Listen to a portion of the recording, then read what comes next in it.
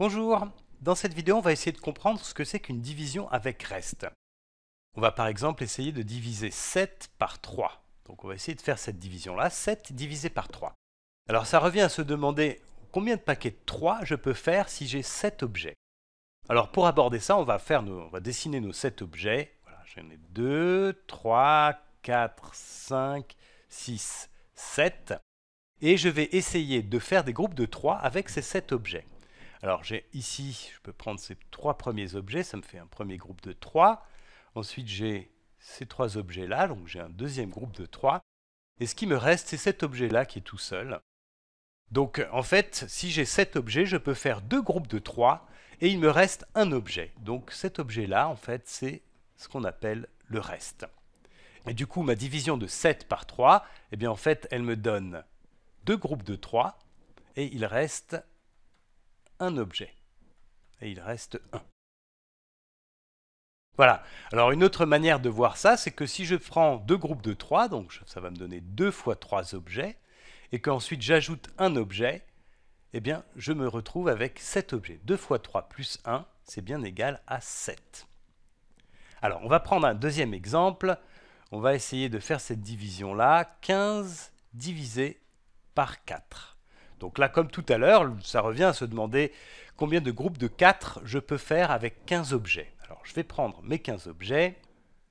1, 2, 3, 4, 5, 6, 7, 8, 9, 10, 11, 12, 13, 14, 15. J'ai donc 15 objets et je vais essayer de faire des groupes de 4. Alors je peux prendre ces 4 premiers objets. Voilà, ça c'est un premier groupe de 4.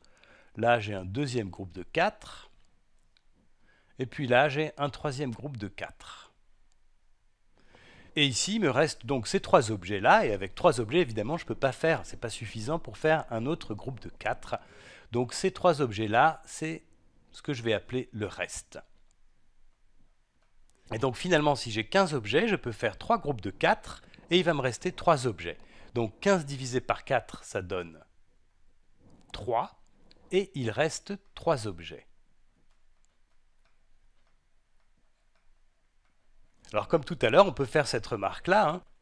Si je prends 3 groupes de 4, je vais avoir 3 fois 4 objets, c'est-à-dire 12 objets. Et si je veux arriver jusqu'à 15, eh bien, il faut que j'en ajoute 3. 3 fois 4 plus 3, c'est bien égal à 15. Voilà. Alors, on va faire un dernier exemple, mais cette fois-ci, on va poser la division comme on a l'habitude de le faire. Alors, par exemple, on va faire cette division-là en la posant 75 divisé par 4. Donc ça revient à prendre 75 objets et essayer de les répartir en groupes de 4. Pour ça, on va faire comme d'habitude, c'est-à-dire que je vais commencer par me demander combien de groupes de 4 je peux faire si j'ai 7 objets. Alors 4 fois 1, ça fait 4. 4 fois 2, ça fait 8. Ça va être trop grand. Donc en fait, si j'ai 7 objets, je peux faire un seul groupe de 4.